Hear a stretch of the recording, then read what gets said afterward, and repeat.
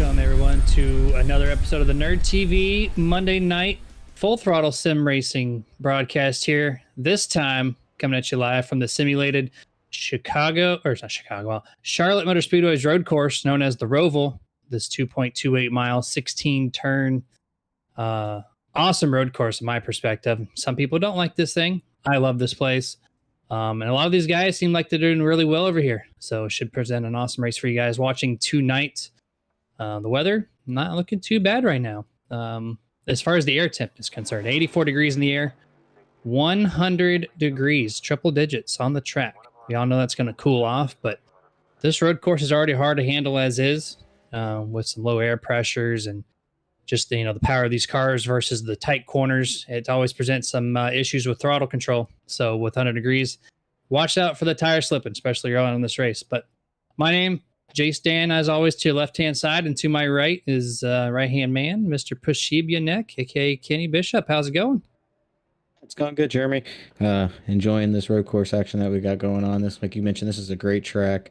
Went here one time myself, enjoyed the heck out of it. So it's fun to watch here, and the battles that we saw yesterday, in real life, I'm sure we're going to see that here tonight as well. So I'm looking for some action tonight.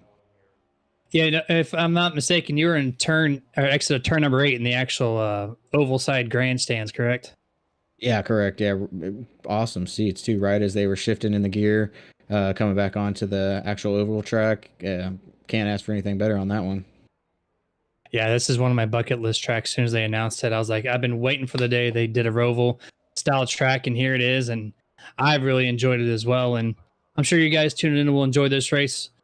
These guys at FTSR always do a hell of a job each and every week. And all the road courses that we've seen, they've been pretty eventful. We've had a couple guys kind of space themselves out in the lead that kind of know what they're doing on these things. But outside of that, the racing's been tremendous, I would say. So we're watching live qualifying. But before we get going on that, I'd like to thank a couple sponsors, of course, to start this thing off. FullThrottleSimRacing.net.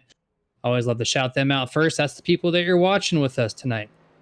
So if you're looking for a league, you've heard me say this over and over, but I truly believe if you head over to this league, at least sign up, give them a try. They're worth it. Really low entry price, especially if you're a car owner. If you're a driver, you're free. You just have to sign on to a team that has a charter for you. So head over to FTSR.net, learn more on how to get signed up and join this awesome series, especially on Monday. They also race on Wednesdays and Thursdays, but you're watching it on Monday, so join in on the action here at NERDtv. Also, quick shout out to Mach-1 Performance, the Cup Series sponsor every Monday night.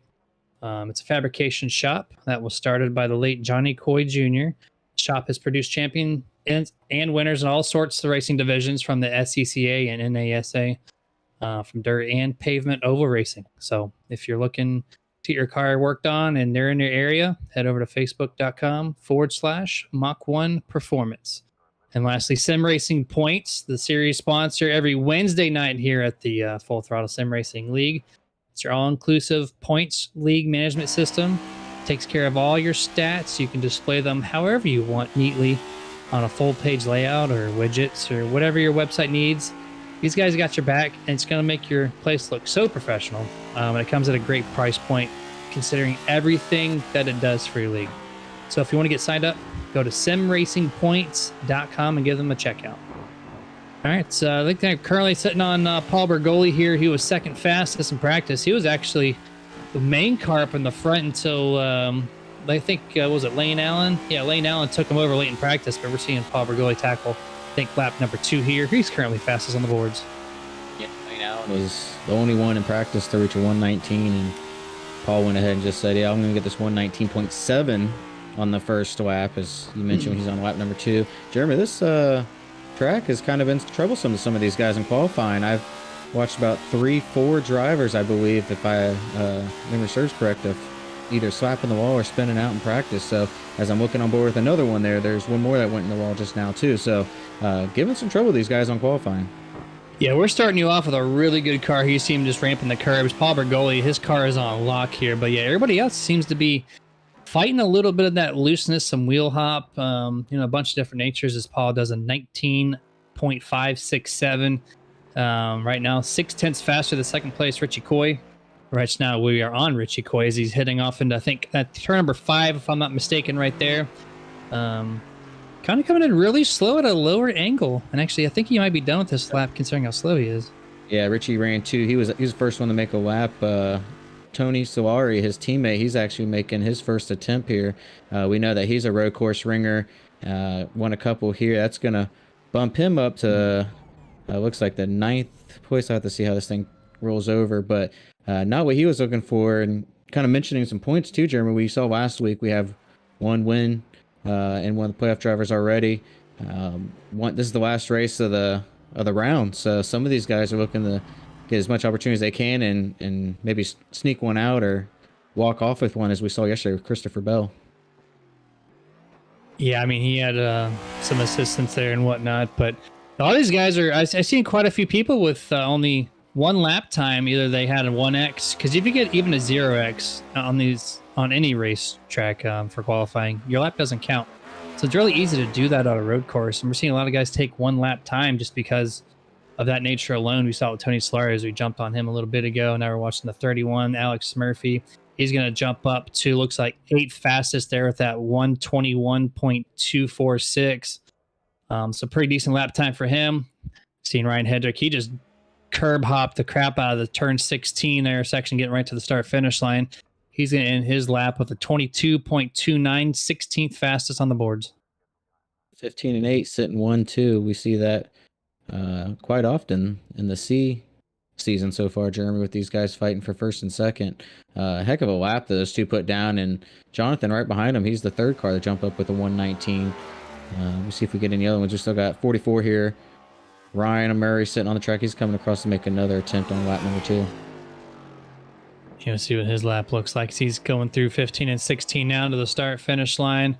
Lap number 2 puts him at a 121.8.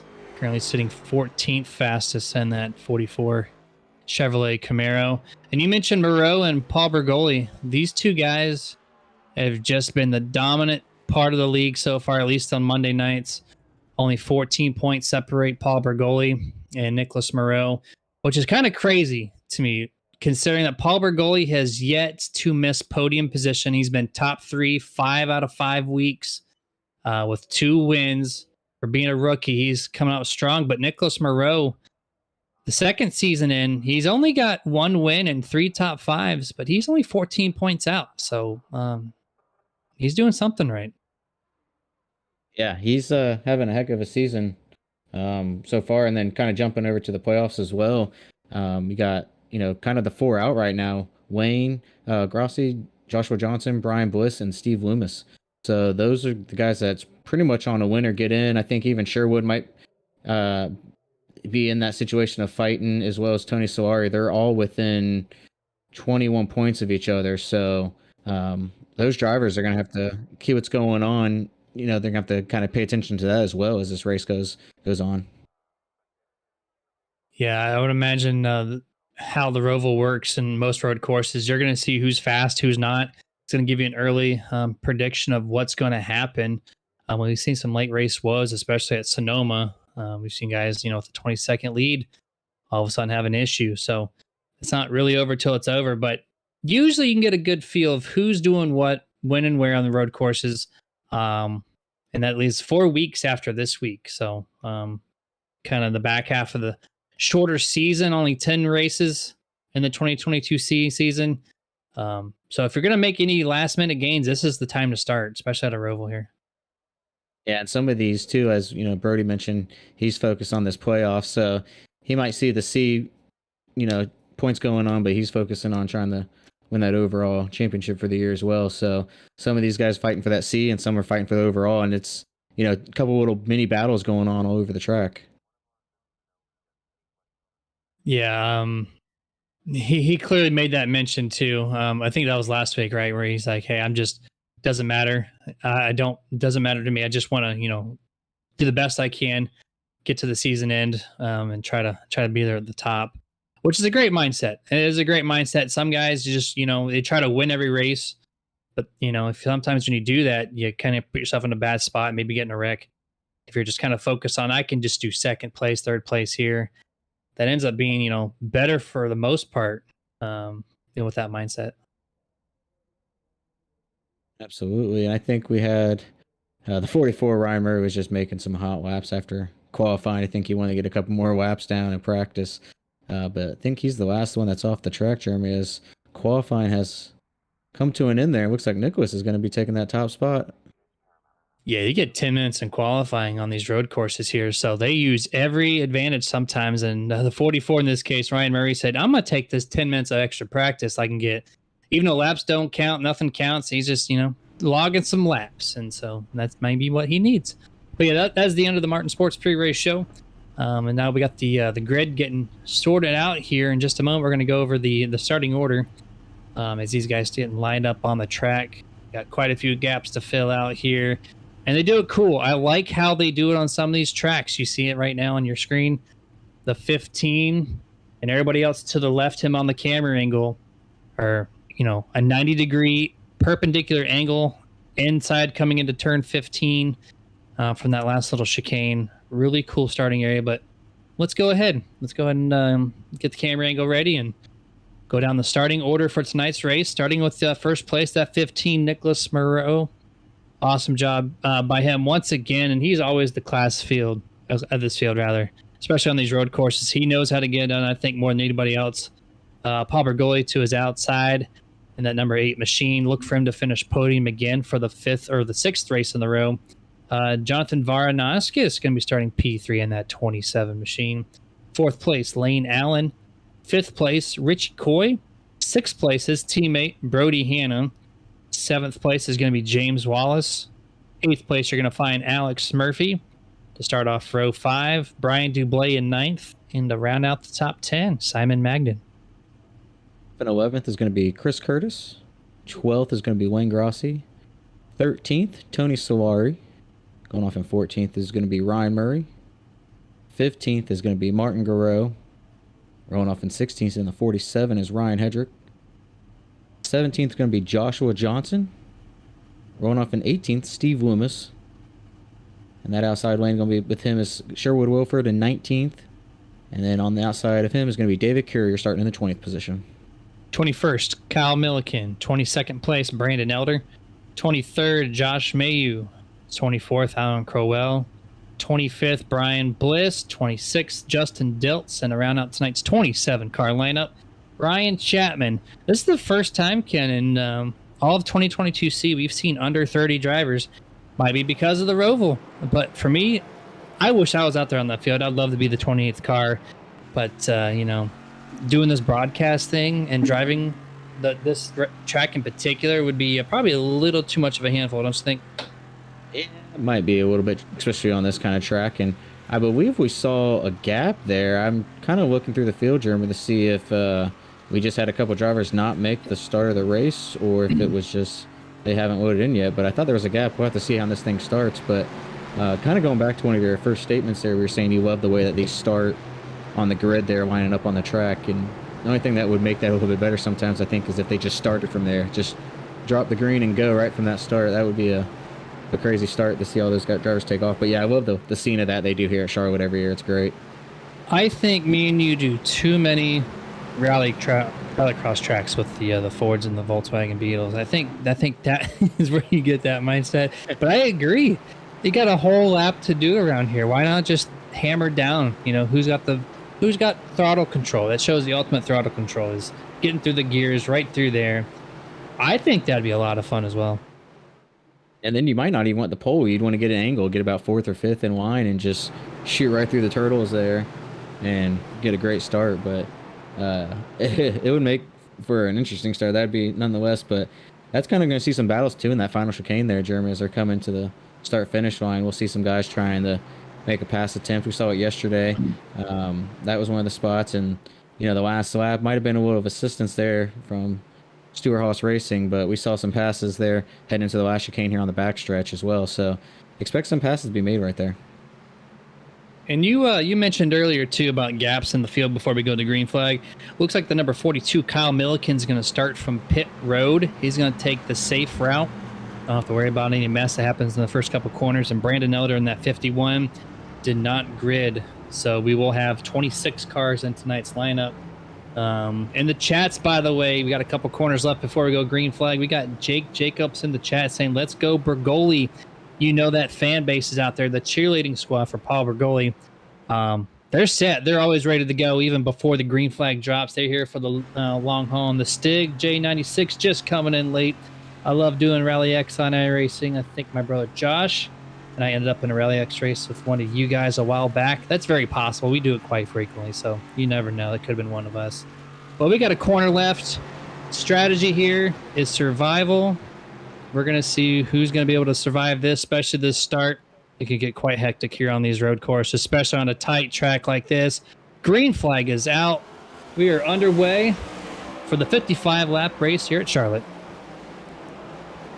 Great start there. Oh, as no, I just said it. The 15 contact of the 27. Oh, we're into the 19. Brody Hannah, the 23.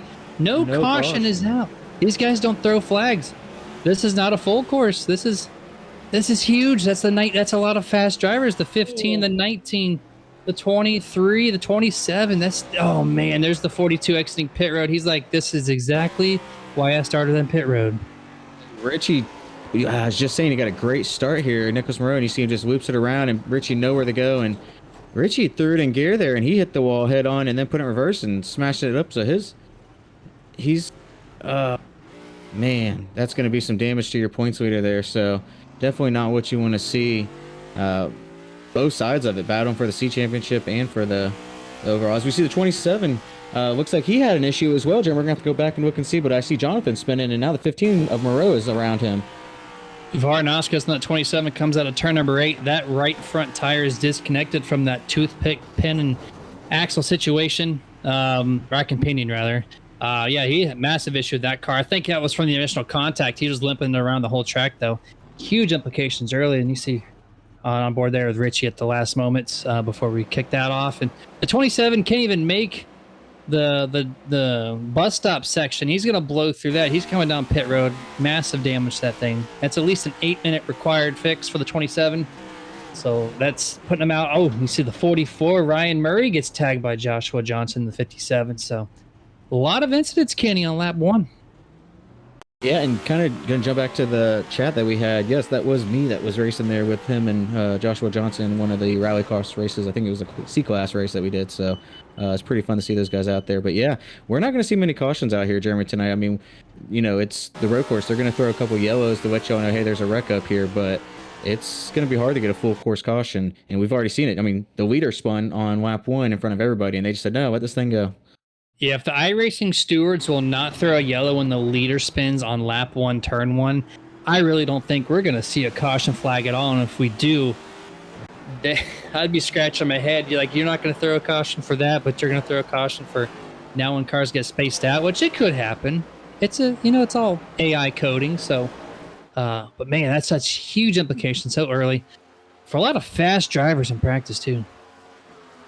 I mean, one of the biggest ones, Richie Coy. I'm just kind of looking back through to see how he's doing, and he's going, as he gets in the back of the, I believe that was the 10 car of Ryan Chapman, just to add a little bit more damage to the front of Richie Coy's M&M's board there. I think that pushed that nose in just a little bit more, not what he wants, but he was able to get around the 03 there of David Courier as he's kind of going to the back. But I think Richie Coy might have got the worst of all that during that start.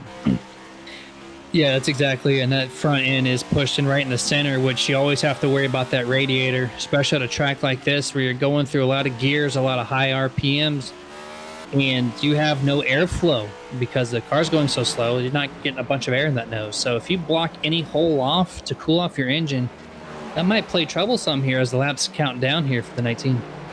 We saw just in front of them a little tire walk up from the 18 of Brian Bliss.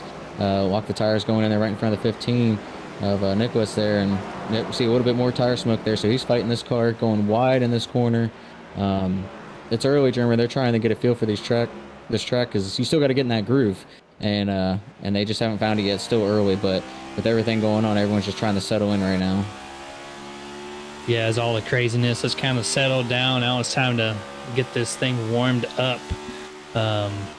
One of the battles on the track is, if you would kick it over, I think outside or just inside the top 10, we got the 7 of Wayne Grossi, the 98 of Chris Curtis, and Tony Solari right in 10th place. This is a pretty good battle here as they're coming through turn 15 and 16. to enter lap number 4.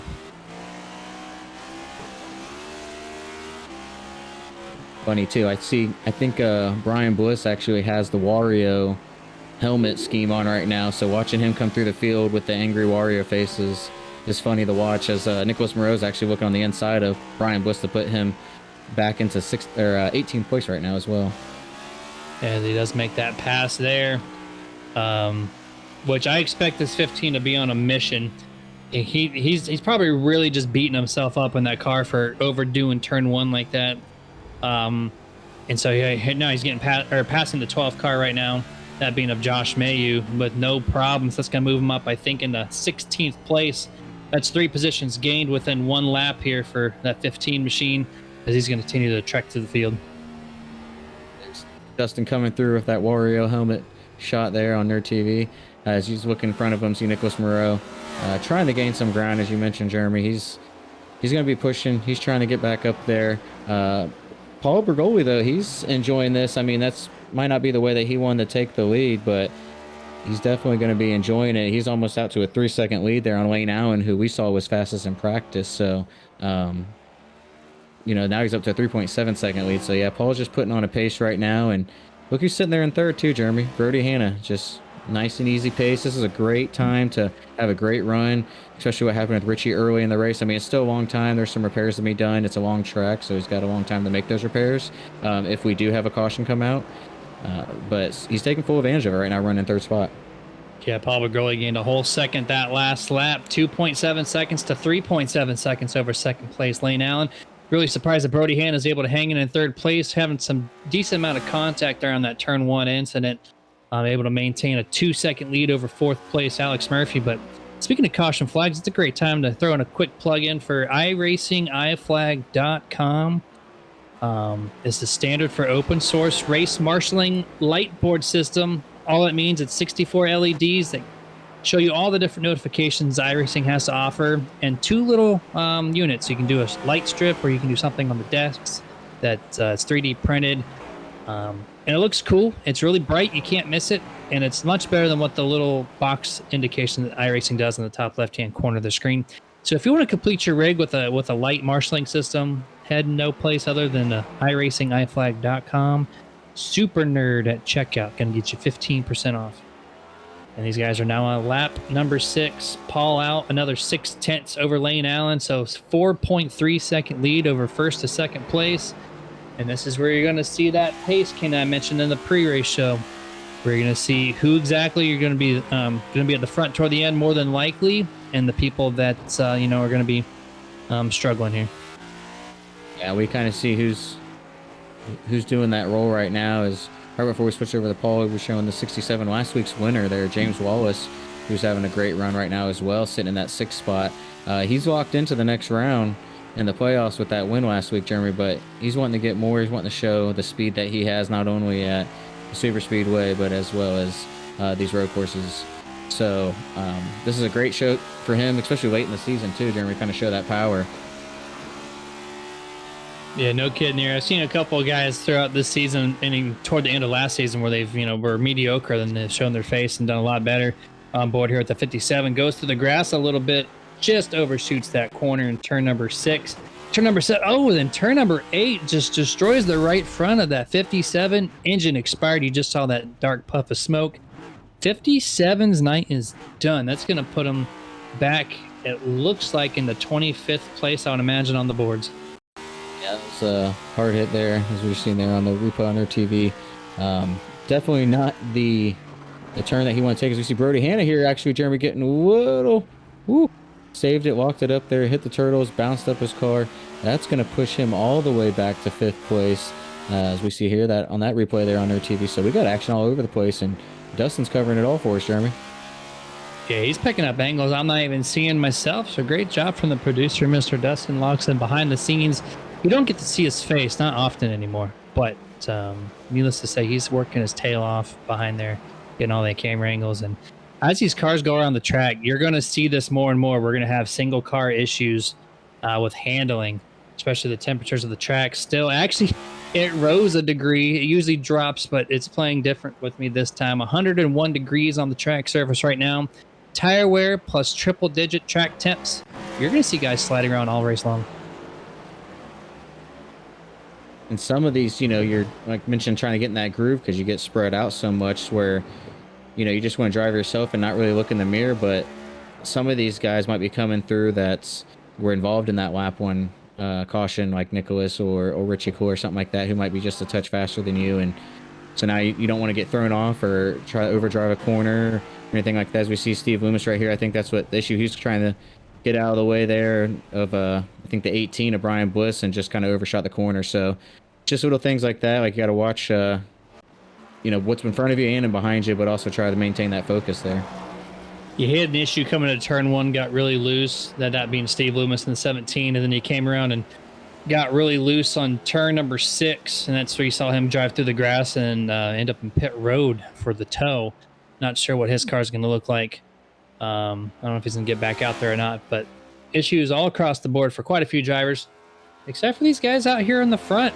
Paul Bergoli now 5.5 second lead over Lane Allen, which Lane Allen's been on a pretty solid pace. Even through practice, he had the fastest lap time, so we know he's got the talent on this track. It's just going up against Paul Bergoli, which has the stamina typically each and every week. So a lot of work to do on that 14 to get there, but outside of that, everybody else is kind of bundled up here, third on back, really. Especially, 5th place through 9th. Yeah, and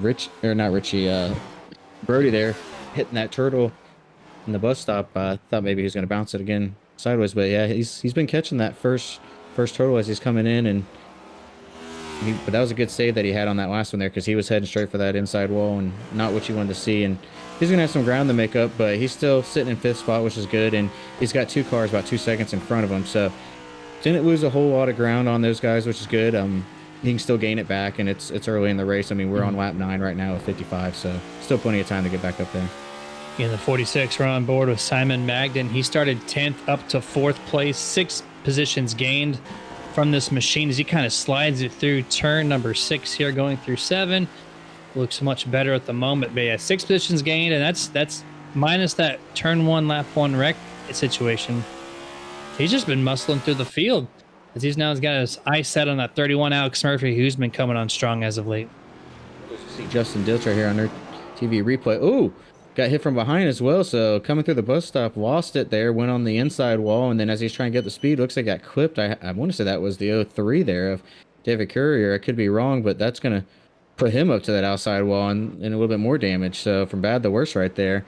Another thing too I was taking a look at, Jeremy, is Richie Coy's moving his way up through the field. He's sitting in 13th spot. After that caution, he was in 24th, so he's already gained 11 spots since that first wreck on lap 1, and he's trying to set some more guys inside. So I think the next one is Nicholas Moreau, who, he's the one that actually got into that with that first wreck. So we're seeing him and Nicholas cut through this field. Yeah, that was the 91 who got clipped by the 03. Looks like the 03 expected the 91 to stay wide in that corner, and the 91 said, you know what, that apron looks nice. I want to get down there as quick as I can, and they had some miscommunication. That sent 91 into the garage, or the pit road at least, get some massive repairs done to that machine.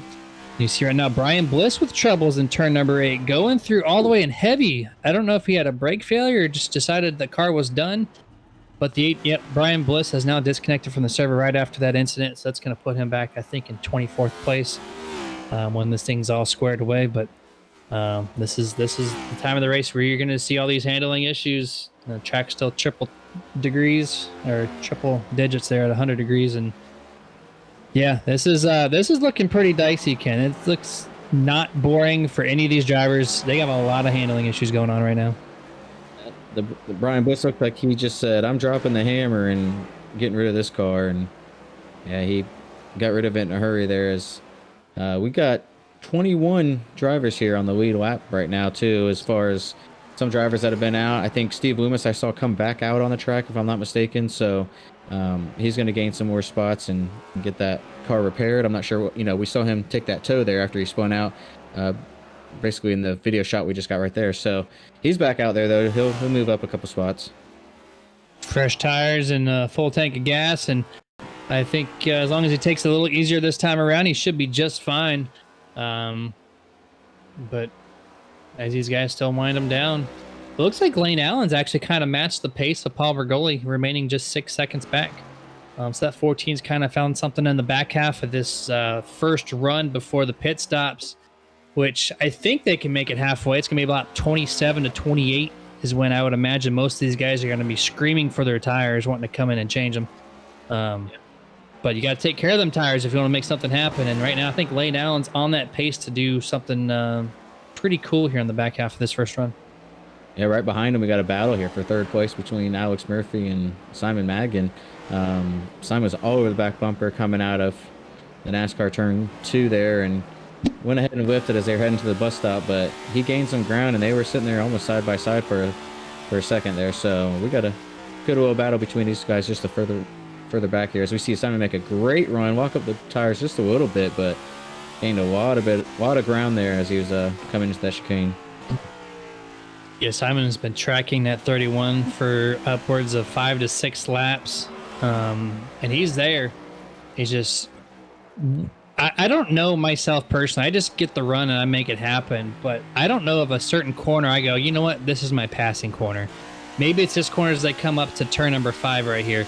That could be one of my areas. I'm not too sure, but as long as you get the good run, like 46, he knows where his runs are going to be. He's got to time it right.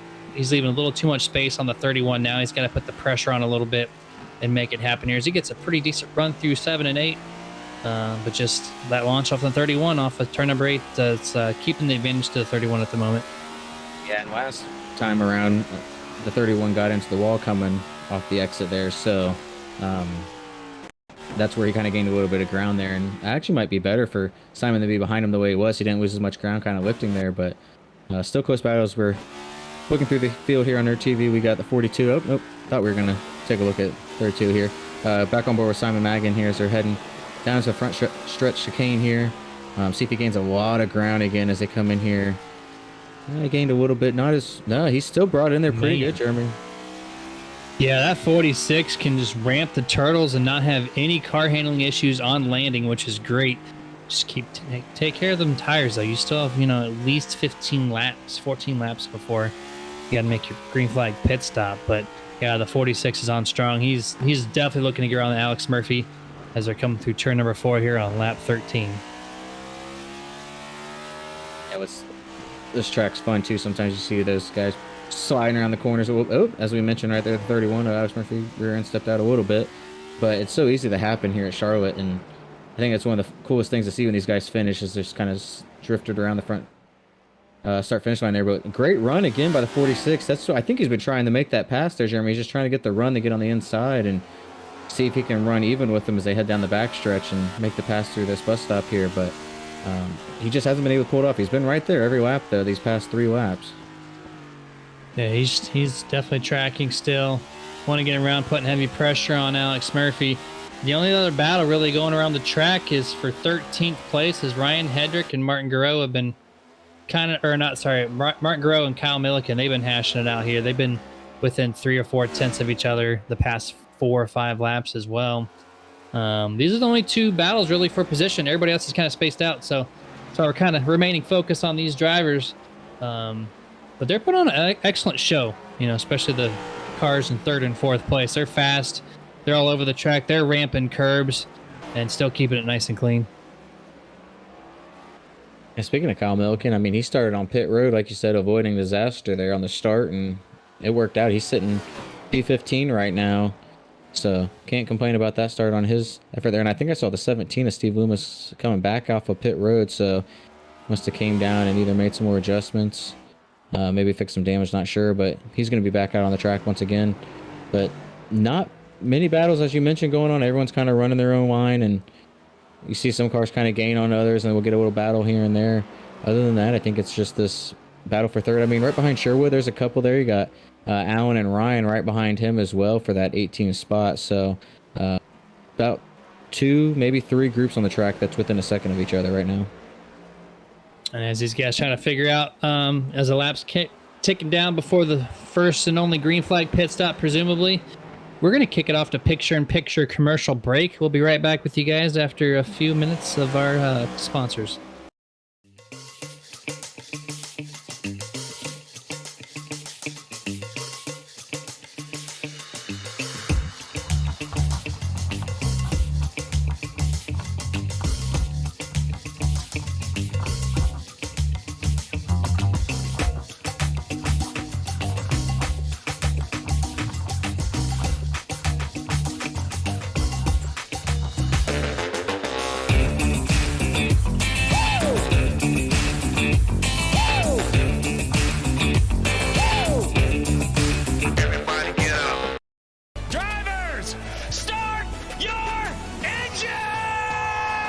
begins. 4, 3, 2, 1, green screen.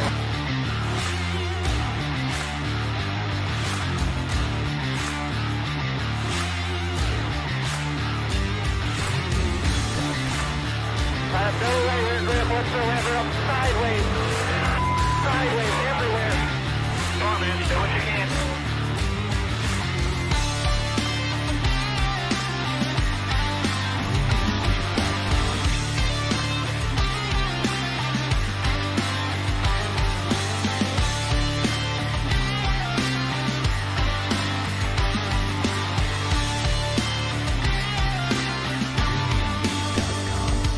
The vibration in this car is the worst vibration that I've ever had, and the shifter's broken again.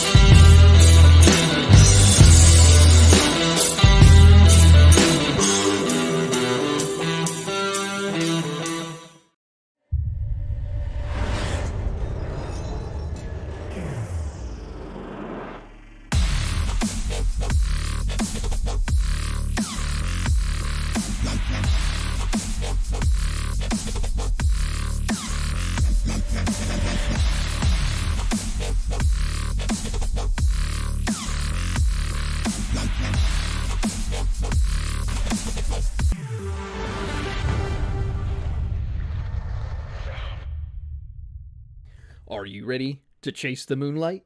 Community-based and talent-driven, Moonlight Speed Concepts has what you need to take your iRacing experience to the next level. Founded by passionate owners that care about the community and housing some of the top setup builders and drivers on the platform, Moonlight Speed Concepts offers custom paints, driver coaching, and setups for dirt, asphalt short track racing, and e-NASCAR competition. Partnered with top brands in both real world and simulation. Follow us on Facebook or visit moonlightspeed.com and find out why these businesses chase the moonlight and why you should too. Moonlight Speed Concept, where all we chase is moonlight.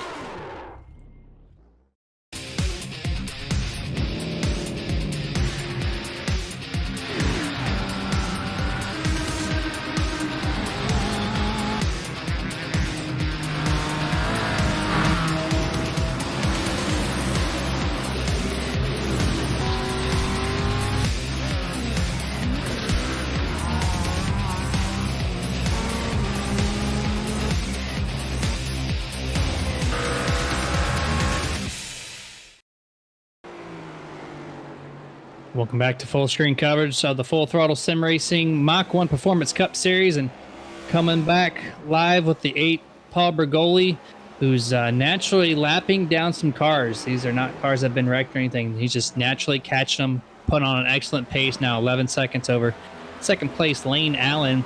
Are currently on lap number 18, so expect them in the next 9 to 11 laps, I would imagine, before we're going to see these guys come down pit road for their only green flag stop, I would imagine. And also, excellent race still for third and fourth place, Alex Murphy, Simon Magden. Simon has not let up on that 31. And you got Tony Solari sitting there, Jeremy. He's making a heck of a run through the field, starting 13th. He's going to be sitting in 5th place right now. We saw there under the commercial break it by his teammate running 6th right behind him there. A little bit further back, though, is going to be Brody Hannah. Just having a heck of a run as well. He started in 6th, still running in 6th, but he was up there before that little incident. Sitting behind him, last week's winner, James Wallace, started in 7th, sitting in 7th as well. So some of these guys kind of been holding position, maintaining it. Right behind him, we see, as he's trying to make a move on him here as they're coming out of the bus stop, is the 15 there, Nicholas Moreau, making up since that lap 1 incident. We're on lap 19 now, and he's moved all the way up into that 8th spot there, Jeremy. So good run for him. And one on back from him, Brian Dubois, kind of same as some of these other guys, started 9th, still sitting 9th. So keeping it nice and steady, getting through this race clean. Looks like he just got passed, actually. That's going to put him in 10th, and that's going to put Richie Coy in that 9th spot. So Richie Coy was going to round out that top 10, but he moved up into that spot. As we saw, he was sitting all the way back in 26. So great run to him to get back into that top 10, and a good run by all these guys really inside that top 10 right now, Jeremy. Just off of pure speed, too, that 19 going almost dead last on that lap 1 incident. And he's made his way up through 2/3 of the field almost, now sitting in 9th place. So I think he wishes he had turn 1, lap 1 back to maybe do something a little different. I think I skipped you guys, too, on the 14 of Lane Allen going through that Mach-1 Performance top 10 recap. I don't want to forget about you, the 14 Lane Allen. He's currently still 2nd place, and he's bouncing around a little bit. He was 10.5 seconds back of Paul Bergoli when we came back to full screen coverage, and now he's only 8.6 seconds ahead of Paul. So he's found a little bit of speed that last lap, and he crossed the line 8.3, so he gained 3 more tenths on your leader this time. So don't count this 14 just yet. Yeah, great run by that 14 group. Just, overall had a great practice. Qualifying fell off just a touch. Still started in 4th, so it's not like he lost too much.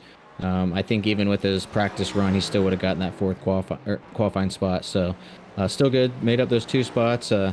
Sitting in 2nd. Kind of been there most of this race, Jeremy. Sitting behind, trying to run down Paul as much as he can. As we mentioned, we're on lap 20 right now, so we're coming up to some of these green flag pit stops here shortly and kind of see where everything moves from there. But I'm liking what we see so far. I kind of love it when these races don't go to a caution and bunch everybody up. Even though it makes some good racing, kind of like to see some how these drivers react to the tire wear and everything. So just like yesterday, I wish that one would have stayed green, but we wouldn't see all the action that we saw late in the race. So it's got its ups and downs. Yeah, you always want to see a thing go green flag. If you're like a traditional NASCAR fan, let them race it. If you're one of the fans that come in for all the wrecks and you like to see things bunched up, then you really loved what you saw yesterday. I like a good combination. I like to see these guys handle their cars a certain way, kind of use, strategy and conservation to get this car on the track for such a long amount of laps. I like the strategy calls on that. But some people just like the hammer down full throttle racing aspect of it too, which both is pretty good. But we're seeing a good mix right now of the conservation and speed. Paul Bergoli, speaking of speed, gained a whole 2nd over Lane Allen that time, so he just kind of took Lane's wind out of his sail a little bit. Now 9.6 second lead. Yeah, Paul's either found him a little bit more speed there, or Lane might have had a little hiccup, but either way, you still, that top 2 is still about 10 seconds ahead of 3rd spot there, so still got some room. But that's still where that battle kind of sits. Is we saw Simon Madden get ahead of Alex Murphy there in that 3rd spot, and then now Alex is right back around Simon. So these two are just switching positions, and I'm not sure if something happened to Simon. I'll have to go back and take a look and see, but Alex is able to put some distance on him here. Yeah, Murphy's finding some speed late in this run here. Skipping over to the chat, so you got Jonathan Varanoskis. Even though you're out of the car, man, you're in the chat saying, Go Rumble Racing, number 31, number 46, and number 50, the 3 Rumble Racing cars on the field. Then we got Let's Go Paul B from Jake Jacobs again, and then Nicole Jacobs also saying, Go Paul, number 1. So where's Surfer Punkette? That's my next question. Minus her, though. We have a bunch of Paul fans out here once again cheering them on in the chats. Bring it on, guys. If you guys haven't typed into the chat yet, we'd love to hear from you. Anything. Give us predictions. Give us thoughts. Anything you want. Went back and looked at a replay there of the 46 of Simon, and it looks like he just kind of walked up his tires heading into the bus stop there, and Alex Murphy was able to go ahead and get around him, and Simon just couldn't get back up to him, and he's losing some ground. He might have lost some wear there on that walk up and tires. You see Tony Solari in the picture behind him there making some ground on Simon as well, so he's actually a little bit closer to Alex than I thought, but he's still not gaining like he was. But it is bringing Tony Solari a little bit closer, Jeremy, and he's the one that could possibly, win and get in. He was 39 points back coming into the last race here, the other round, and this is definitely a good points day that he needs to stay in front of this and make it into the top 8 here. And as we've learned throughout the year, this number 11, Tony Solari, is the guy that they go to for the setups as far as Fury Motorsports go with the 19, 23, and the 11. I'm sure the 11 had a lot of influence on this setup. And you're seeing it. He's the highest running Fury Motorsports driver at the moment, running in P5 with his teammate right behind him, Brody, in P6. Seeing a little bit of an issue here with Alex Murphy. He locks him up, and somehow Simon Magnan goes around him real quick. That's going to cost that 31 2 positions. He's going to drop back now just inside the top 5. They're just kind of changing it all up here. What'll walk up from you, what'll walk up from you, and these positions are just changing all over the place. And I want to jump back, Jeremy, to the points too. We mentioned some of the guys that had the win or get in, and Steve Loomis was one of them. He's out. Brian Bliss, unfortunately, he's out as well. And Joshua Johnson is also going to be out. And those are the guys who are running 10th and 11th and 12th in your points. So they're going to be out. You had Wayne Grossi, who was 3 points behind Sherwood for that 8th spot. And Sherwood's running 17th, 1 lap down. And Wayne's just been consistently nice and smooth. I've been hearing him on the radio, letting the guys go. It's a little bit quicker when they get to him. He's just been pretty consistent, running 12th, started 12th. And right now, that's what he needs to do to move on to that next round, Jeremy, is stay ahead of Sherwood where he's at and kind of secure that, at least get 4 spots ahead of him. Yeah, and you just saw the 7 just almost clipped the back bumper, the 0-3 going through turns 7 and 8 right there. And I went back and I looked over to the 31 too to see how he lost that spot, and he curb hopped 15, cut through turn 16. That's why he had to lock up the brakes and let the 2 guys pass him. So that's what drops Mr. Alex Murphy back to 5th place. And also, Kenny, we have pit stops coming up real soon. We're on lap 24 right now. So I would imagine in the next 3, maybe 4 laps, we're going to see this field start to cycle through. And this is going to be a crucial stop. It's the only one you get, since it's probably going to go green the whole way. You cannot mess up this stop because there's no recovering if you do. Absolutely. This is one that you have to nail, and we've seen a couple guys overshoot their pits last week, so that's something you definitely don't want to do. I mean, it's only going to be a couple seconds, but those couple seconds can cost you, and you definitely want to be careful coming off to pit road. One mistake, you slide it sideways or anything, and that could be a matter of this 13-second lead Paul has to nothing. So not trying to jinx Paul or anything like that, but I'm just showing you like the difference that you could have just that quick. It could play a factor though. Oh, it really could. I want to kick it back over to the 46 and the 11. Simon get a lot of TV time this time. This time he's under fire from that number 11, Tony Solari, who's got around that 31. And now he, at least the back half of that last lap on lap 24, he was all over the tail of the 46 of Magnan. So going through turn number 1 and now turn number 2 are going past the lap car number 33, Sherwood Williford, here as they head off into turn number 3.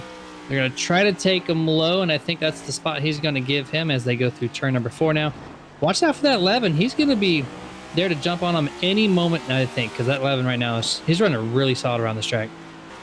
He's all over the back bumper. He's just timing it, and I think some of these guys, Jeremy, are just trying to time this one right here where they can get a little bit better run, kind of lay up, get into the throttle, get on the inside of him, and see if they can get side by side on the back stretch. As we see Tony right there. Little wobble, though, as he gets up in the turn, so that's going to lose him a little bit of ground. So he's going to try and gain it back in on him here, coming into the bus stop, see if he can outbrake him. Right now he's looking to stay right behind him as they head into it. Yeah, he's not going to attempt it right now. And I think Tony knows that he's a little bit faster, so he might be waiting for just like that right there, just a little.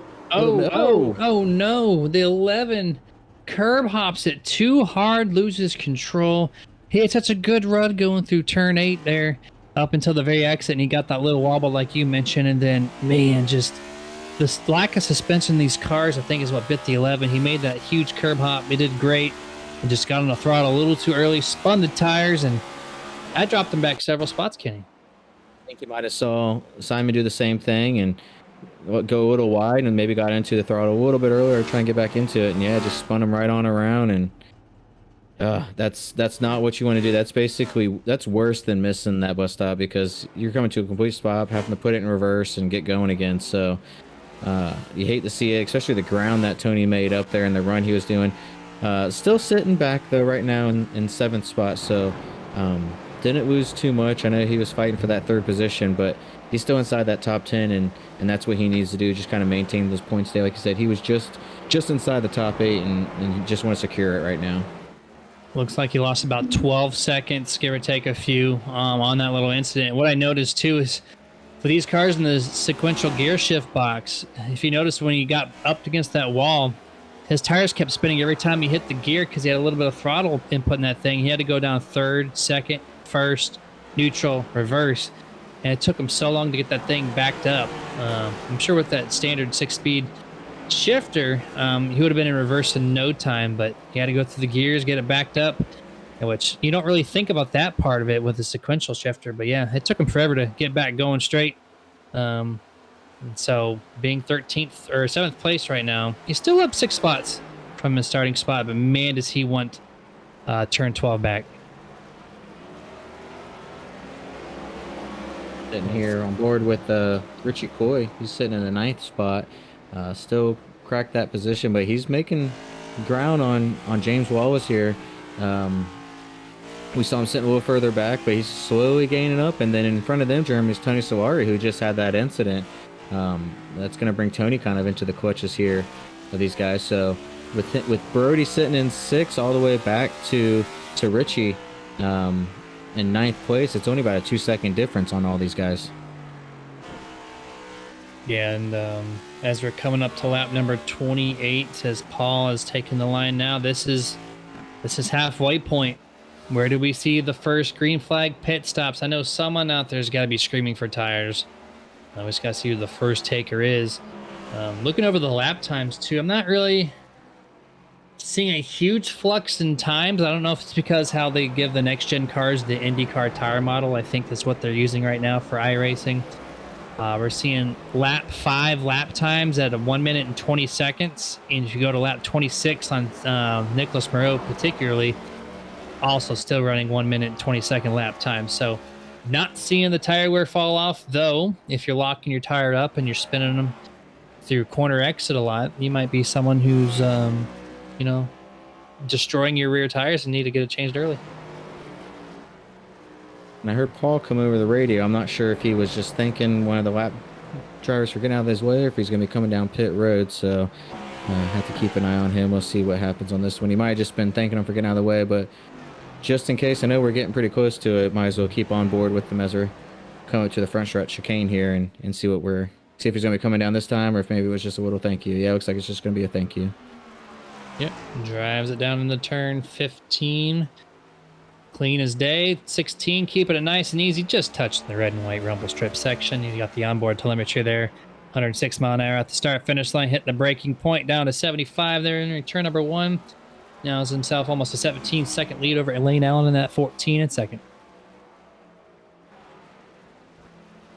Elaine Allen just now coming across the line, Jeremy. So that just shows you how much that lead is that Paul put on Wayne. That's that 17.5-second lead that he has. They're almost at one point, with some of these guys, Paul is already back on to going into turn 1 there as they're coming across the start and they can see each other. That's just kind of the distance that some of these drivers are to each other of how much ground Paul's put on, because he hasn't made a single mistake all night. It's been smooth, consistently just gaining every lap, piece by piece, still maintaining these tires and doing everything that he needs to do to continue and have a 6th podium in a row here. Yeah, especially with the lack of tire wear. I thought there'd be a little bit more, but right now we're not seeing it. I'm even looking at Paul Vargoli's lap time specifically. On lap 2, he ran a 1:20.6.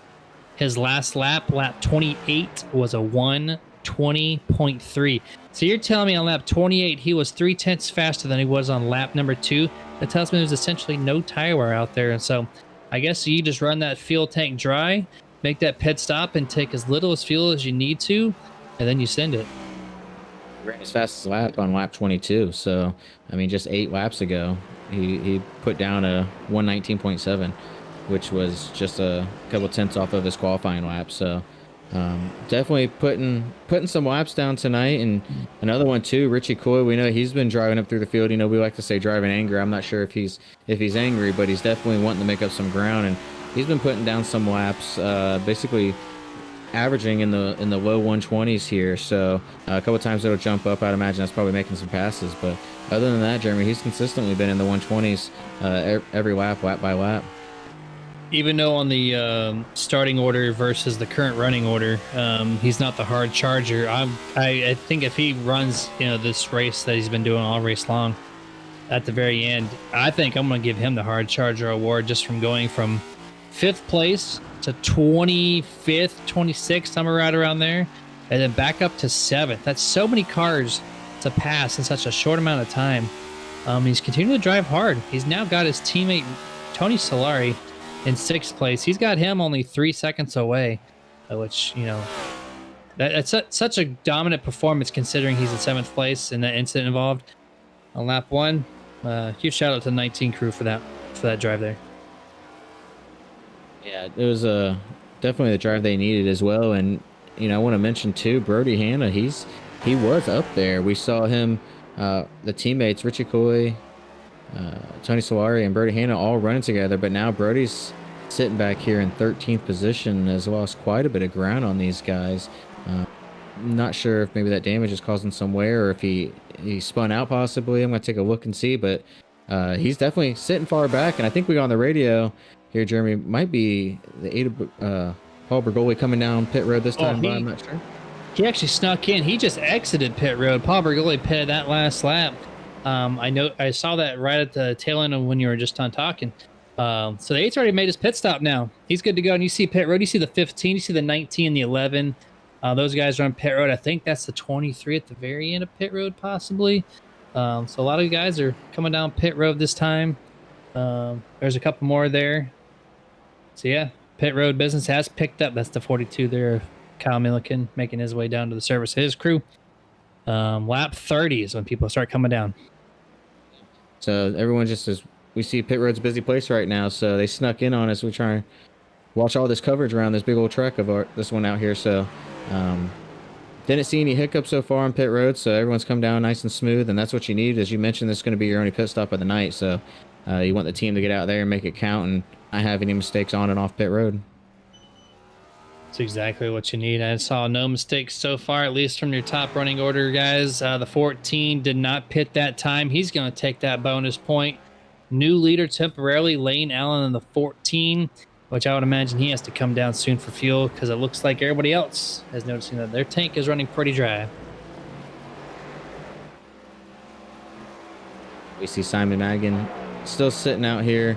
He's in 2nd place right now, but he's got Paul Bergoli sitting right behind him there in 3rd position even after that pit stop. So as Simon's trying to get him a lap out there, he's going to have to make it around another half a track in front of Paul and then have to run one more. So we'll see if he tries to get a lap here, if Lane decides to come down this time by or not. But Paul is all over the back bumper of his, and we know we didn't mention too much tire wear as far as with the lap times that they were putting down, but there's going to be a little bit, especially with Simon having some of that damage there on the right front. Yeah, Magnus times are running about 120, 121. He's fluctuating right around there as an average, high 120s. So, and on fresh tires, he was running 120s. Not much difference there, and you see it coming out of turn 12 into 13. There is not much tire wear. The 46 actually gained ground on the 8 that time by, and he elects not to pit this time. Going to run another lap, entering lap number 33. So it's almost 20 laps left in this race, and we've seen a couple of these guys not take their pit stops yet. Yeah. It doesn't look like the 14 of Lane Allen came down as well, and Paul went ahead and just kind of gave the wall a little tail slap there as he was coming off of the front stretch chicane there. So nothing to worry about, but sitting behind the 46, he's trying to get a run on and make some ground. And he could be just sitting there kind of playing it easy as well, Jeremy. There's two different ways to look at it. Either he's trying to get by this 46, or he's like, you know what, he's going to be coming down pit road soon. Let me just kind of sit behind him, kind of cruise a little bit, and then once he comes down, he'll go ahead and just take off and go from there. But kind of see where it plays out. He's not really trying to make any moves right now, though, sitting behind the 46 here, Simon.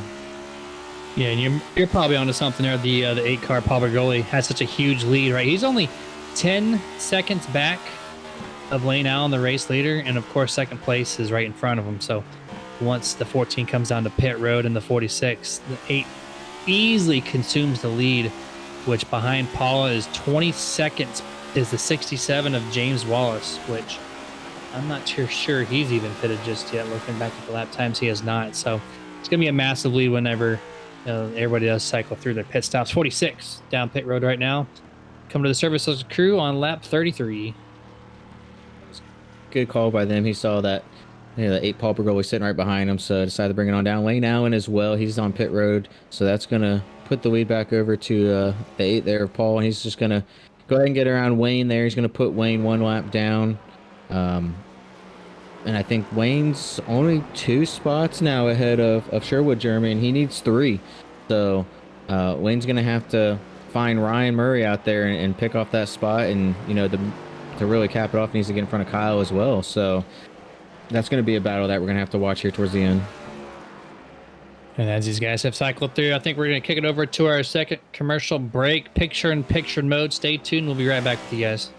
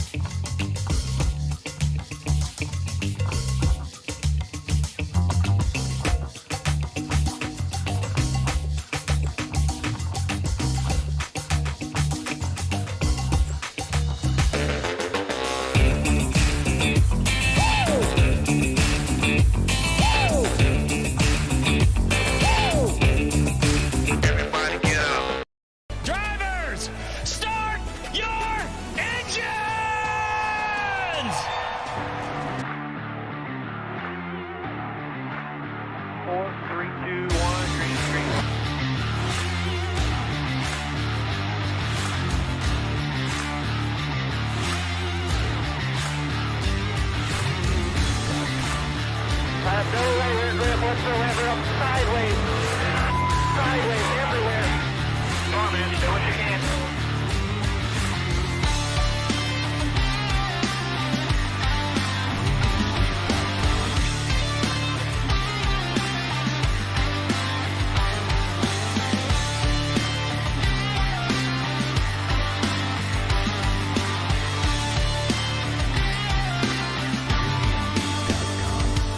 The vibration in this car is the worst vibration that I've ever had, and the shifter's broken again.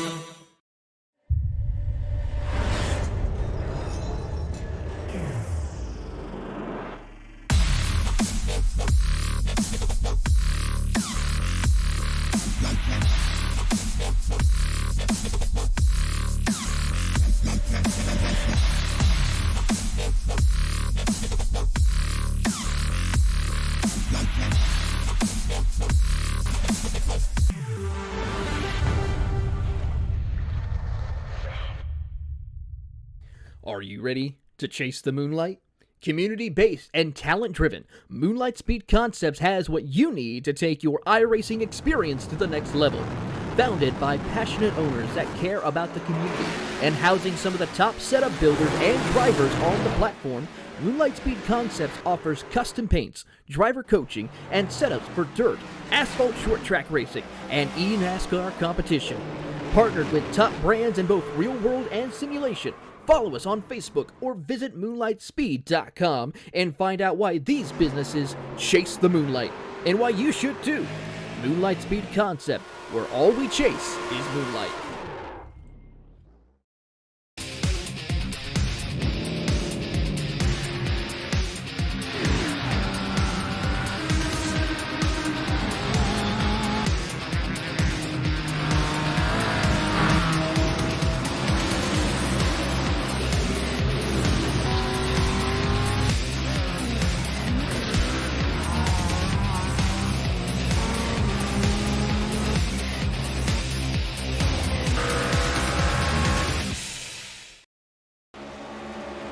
Welcome back to full screen coverage for the Full Throttle Sim Racing Mach-1 Performance race. And if you're just tuning in, we're at Charlotte's Roval, 2.28 mile, 16 turn road course. And Kenny, let's go down the Mach-1 Performance top 10 recap through 37 laps of 55 scheduled. Paul Bergoli out to a 22-second lead. That 8 car is on rails right now, leading the charge. Second place continues to be that 14 of Lane Allen, running a pretty strong pace, considerably being in second place. Third place, another 9 seconds back, you're going to find the 46 of Simon Magden, who has had some pretty good races with the 31 and the 11, but right now kind of keeping it tame all by himself. 4 seconds behind him, you're going to find the 15 of Nicholas Moreau, and that guy's had a whole story all by himself. He started this race P1, goes into turn number 1 on lap 1, wrecks it, drops all the way back, and somehow after pit stops, finding himself P4, 5th place. That number 31, Alex Murphy, rounds out the top 5, running a pretty solid race by himself, other than one mishap in turn 16, over ramping the curb there on the front stretch, about probably 10 or 15 laps ago. Kenny, who you got down there in 6th? Sitting in 6th place, you're going to have Tony Solari, who we saw kind of push his way up through there. Had a little bit of an incident in this bus stop here and pushed him back, but he's going to try to make a late run charge here. Sitting behind him is Richie Coy, who's been, as you don't want to give him that award there for the hard charger, which I do not take that away at all. He got all the way back to 26. Now he's sitting in 7th place, so great ground that he's made up. And then right behind him is last week's winner, James Wallace, still running a fairly consistent race. Only he's 1 spot back from where he started in 8th place. Behind him, you're going to see Brody Hannah, who we saw was up there with those guys, running good lap times in the top 3, top 5, and then kind of eventually fell out and sitting in 9th place, where he currently sits at the moment after these pit stops. And then 1 spot back behind him, Jeremy, you're going to sit is Brian Dubois. So he's going to be running outside your top 10. And I know this is, going to be the top 10 recap for Mach-1 Performance, but we only got 2 more on the lead lap, so we might as well just count them in. You got Kyle Milliken, who started, Jeremy, in pit road, avoided that caution that was there, and that's going to put him in 11th spot, just outside the top 10, with Ryan Hedrick sitting in 12th right behind him. Those are the only 12 cars you got on the lead lap right now. 12 on the lead lap. You got 4 cars 1 lap down, and then everybody else is 2 on back. So right now the top 12 are kind of like showing the field at the moment. We've had some mix-ups here with some people, falling to the wayside late into this race. We're keeping our eye out on the points championship. You kept updating us earlier on. Brody's looking to kind of he's trying to get P1 in this thing when it's all said and done. But this is a bubble race. At the end of this race, it goes down to 8 drivers. So as it sits right now, Williford came into this thing 3 points ahead of Wayne Grassi, and Wayne Grassi is doing pretty good work over Sherwood. He's 3 laps ahead of him. 3 positions ahead. Actually, yeah, about 3 positions ahead, and that might be the deal breaker. That might be where Wayne jumps up to 8th and steals that last transfer spot. Yeah, it's going to be close with those guys. Kind of watch them, see, especially with more cars getting put a lap down. And I just mentioned we had a couple there, and Ryan Hedrick went a lap down. He missed the bus stop there with Paul right behind him, so he had to slow down and was easily lapped. And Kyle Milliken as well is going to go a lap down, so that's kind of putting inside your top 10, Jeremy. The only ones now that are a lap down to Brian Dubois. So and he's right in front of Paul there, as we see here on NERDtv. So he's running them down, and he's trying to put down as many as he can. I think after he puts Brian down, he's going to have about 18 seconds away from Brody, with 16 laps to go. So it's going to be a little bit harder to run Brody down, but there's still a chance. He might get top 9 kind of knocked out of this race with as far as being a lap down or not. But Paul's just put on a blistering pace, Jeremy. That's all I can say about it. I mean, hasn't made a single mistake all day. Nice and smooth. Look, it doesn't even hit the turtles. Keeps the speed up. Was doing that as he passed a couple guys to put him a lap down. And he's just, that thing's just on a mission right now to just drive a perfect race. Yeah, as it stands right now, Paul's running a 1.5 seconds faster each lap compared to that 23 of Brody Hannah. So at that pace with 14 laps to go, there might be a small chance he can catch the 23, but that'll be a tall feat on its own. Especially, you don't want to ruin your race. You got such a massive lead right now, almost 23 seconds over lane down. No need to push it, but this Paul Bergoli just still hammered down every single lap at this point, running consistently some of the fastest times we've seen this race. So if he keeps that pace up, he might catch the 23. But right now, as it stands, 9 cars on the lead lap.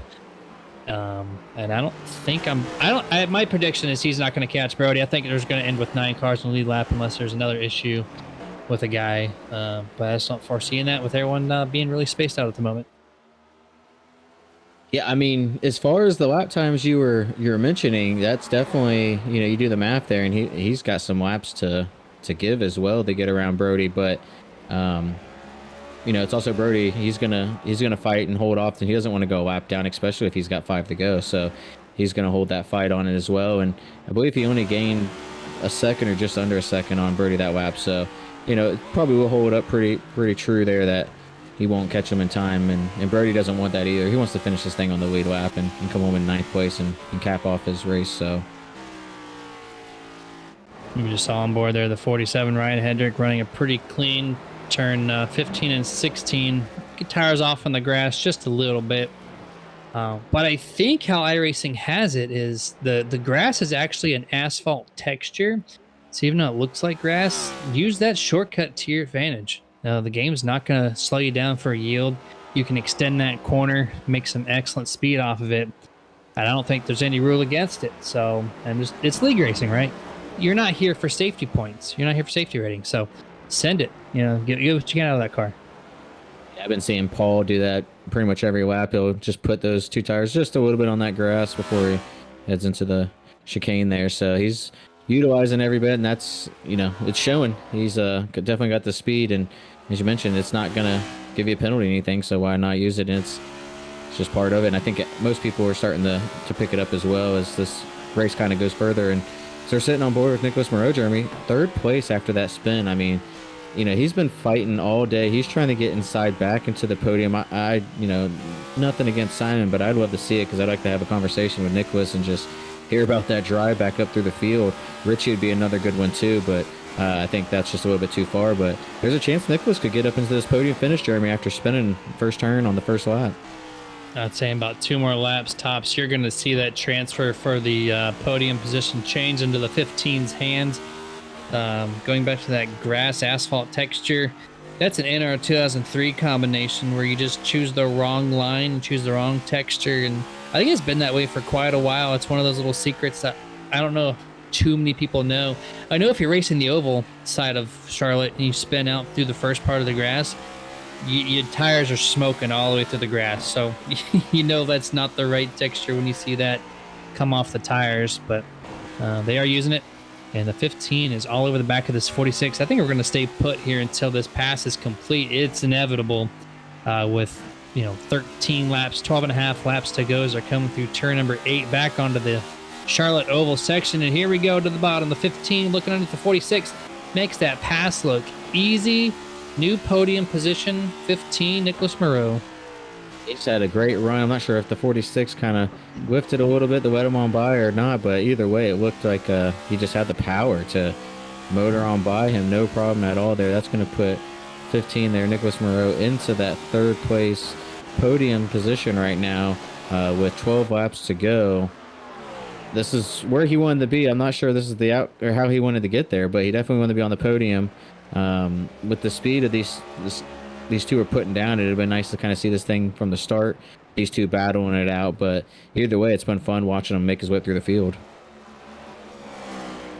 Yeah, I'm kind of keep an eye on the 23 and the 8. I know we were talking about them a little bit ago as far as can the 8 get to him, and I think he will. This gap it's getting a lot closer than what I even imagined.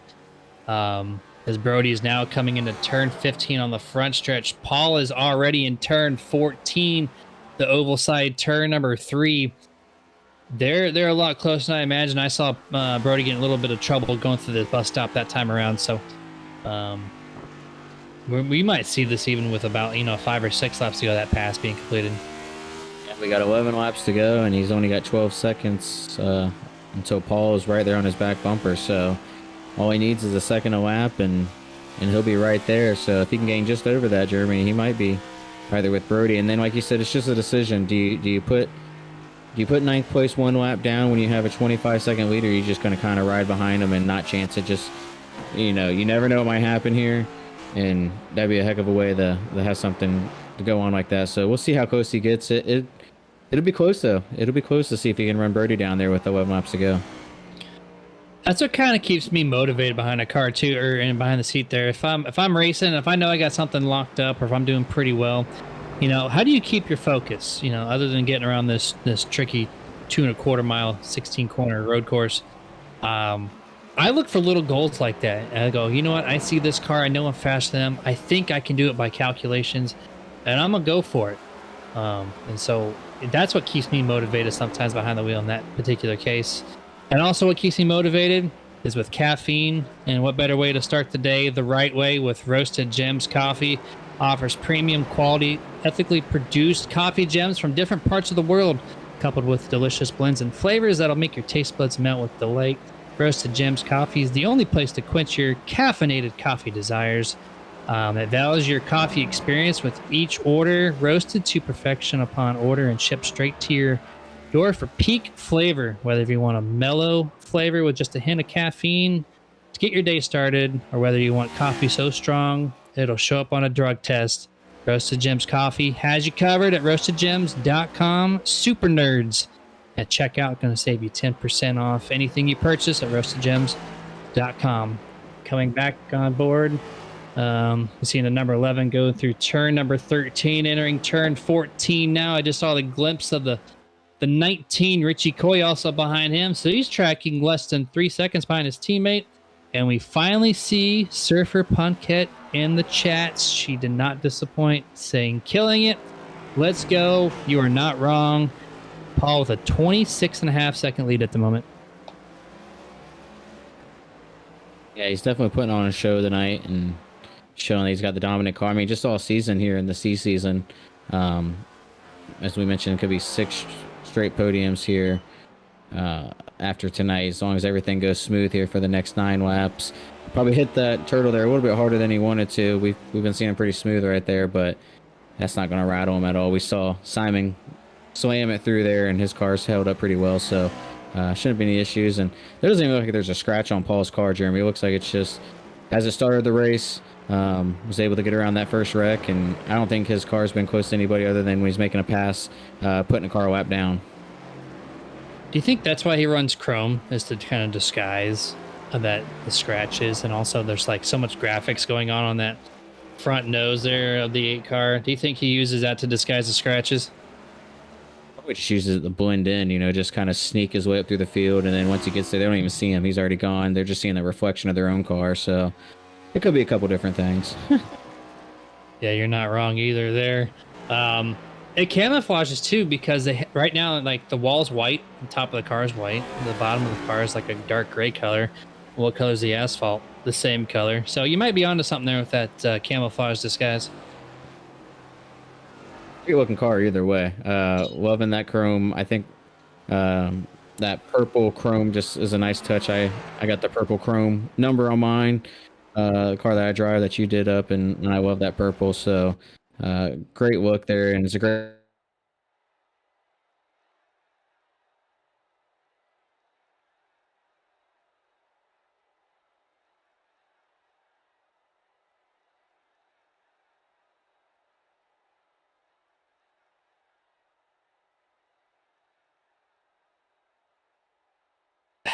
If you haven't tried it with any of your schemes, please try it. It's an awesome combination, like I said. You see it on the 8 car. I think you'd probably use a little bit more. I love the wheels too, by the way. But on the 14 camera angle right now as he enters turn number 1, he's on lap 48, a scheduled 55. Down to 30 seconds behind your first place. Nicholas Moreau currently in third, only 5.5 back off that 14. And also going through the field a little bit, Richie's kind of stalemated to his teammate, Tony Solari. Looks about just under 3 seconds. He needs to pick that pace up a little bit if he wants to get himself into 6th place. And Alex Murphy's trying to gain some ground here on Simon Magin. He's had a couple lap cars he had to get around and get through, and then now looks like Alex is kind of battling those cars as well as we ride on board with him here. He was able to make a nice clean pass there on the 03 and seeing if he can do the same thing as he's coming up on this next lap car here. That's going to be the 54 there of Alan Correll. So if he can get by him with no problems and see if he can run down Simon Magin. Those two have been going at it all race, Jeremy, and we thought at one point Alex Murphy might have had the advantage on him, but after those pit stops and everything cycled through, Simon Magin was able to take control, and we see he's just ahead of him there as he's in the bus stop right now, heading on out of it as he's entering into the bus stop. In the 31, caught the 2 lap guys, and I think one of the worst spots on the track. Could not get around him through turn 5 and 6. Had really choked up his entrance into turn 7 and 8.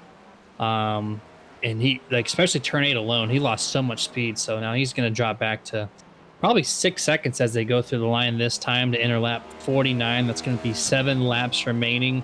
Simon Magden is, well, actually they kind of kept the same pace.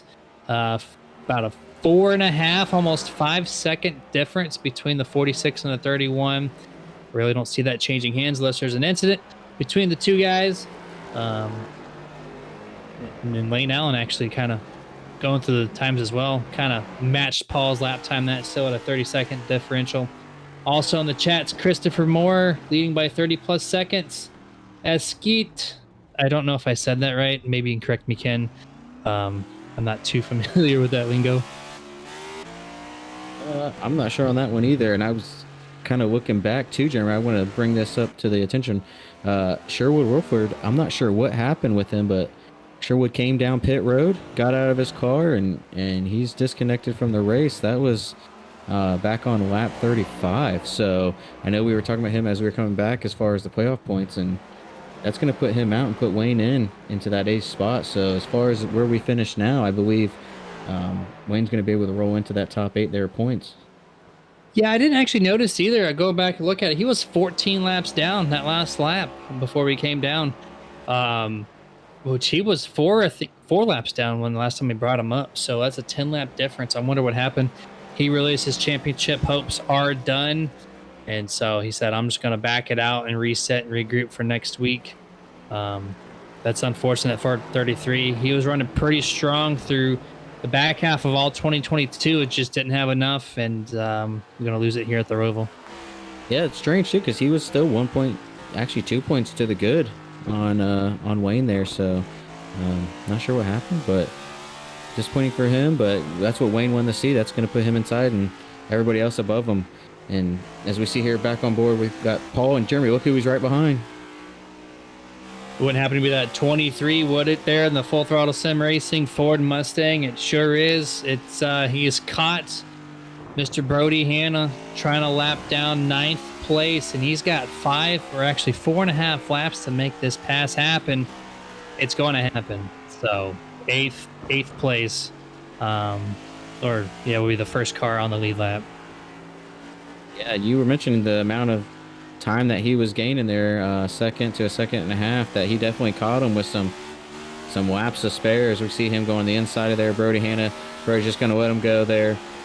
Brody's still got a consistent, solid 9th place right now, so no reason to push it. I think in front of Paul now is going to be the 67 there of James Wallace, who's about 5 seconds ahead of Paul here. So there could be a chance, but as we're coming, like you said, there's 4 to go. I'm not sure what'll happen. So we'll have to keep an eye on James Wallace as well, because I know he might have had a little incident here, as we're seeing on NERDtv, where he went off the track as well as he was jumping the turtles. So this is not what you want to see here late in the run. That's what brought James pretty close here to Paul. Yeah, that was a couple laps ago, which really set him back. Just really overshot 15 going into 16. I really just turtle hopped all the curbing right there. Had to do a stop and go on the front stretch to resume without the iRacing yield that they like to hand out. They're on the same straightaway, so there actually still might be a chance that Paul can go for 8th place here and only leave the top 7 on the lead lap. And another one I want to take a look at, Jeremy, Wayne Allen with Nicholas Moreau. Moreau has gained some time on him. He's sitting about 4 seconds back of Lane Allen with 4 laps to go. So he's trying to run down and get that second spot over Lane Allen as hard as he can. And as I mentioned, he is gaining ground. So we might possibly have a battle for second coming into this last lap here. I'm actually going over the lap time because I've been really curious recently. And on the last 10 lap average, that 15 has been faster than the 8 car. So you have to question the what if scenario. Would the 15 be your race leader? You know, if that incident doesn't happen in turn 1. Of course, we'll never know, but based off of these lap averages, my bet would be on that 15, you know, putting a really strong fight with the 8 for the top spot. But great goal to go for second place if you can with that 3-second differential. And after the 14 going around the 47 there, kind of shrunk things up a little bit more. Might be a small chance, Ken. Yeah, I mean, that would be an impressive run to see him come back as well. I know he fell back, I believe, the 24th, not as far back as Richie did. So that's why I kind of gave him that little bit more of an advantage up here in the front where he's at. No damage as well, but that'd be a heck of a run if he could manage even to come to the back bumper of Lane. You know, even if he doesn't pass him, just to get right to the back bumper of second place there after all that happened on lap 1. That just, you know, that just shows that you got what that car takes, and it does bring up that what if factor. But he's there, Jeremy. You can see him in the picture, all 3 of them. As long as he can get around the 47 here, get around Ryan, no problem. He might have a chance around Lane. So we see Ryan go up, actually. He just made that pass so easy for the 15. Just overshot turn 5. Smoke came off the tires, threw it in the grass going through 6. So that's going to allow the 15 to go around nice and easy. Now his eyes are set only on that back bumper of the 14. And last time they crossed that line, they were just over 2 seconds separated. I think this gap's going to be a lot closer as they come to the line now. So we'll have to keep an eye on this race because we know Paul's got this thing locked up essentially. So we're going to keep an eye on second and third place. See who can, you know, come out on top between these two. Yeah, we saw Ryan there push some of the cones up on the racing surface. So let's see if that gets in any of the way of any of the drivers there, but might have to dodge a cone or 2, but no problem there. Yeah, we see, yep, there they are right there. 2 cones just sitting out in that racing groove. So might upset some drivers. And Brian Dubois, the cone might have distracted him there as he hit the wall just head on. Not sure what happened there, but not what you want to see. He had a good top 10 run there going. And you know what, too? After he did that, it actually knocked his tire off the rack and pinion set up there on the right front. You see it right there on your screen. He actually went to the very next set of corners through the bus stop and overshot that drive-through, went straight through the cut section. So he had to yield some more time. So that's a required 8-minute repair. He's not going to be able to complete this race until he gets that fixed, which that's going to be the end of this race for that 37 machine. That's going to drop him back probably 16th or 17th place.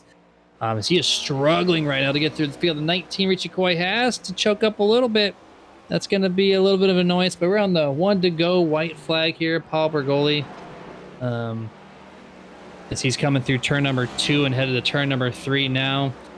He's got 13 more corners to tackle. I don't think the 15 Nicholas Moreau is going to have the time on that 14.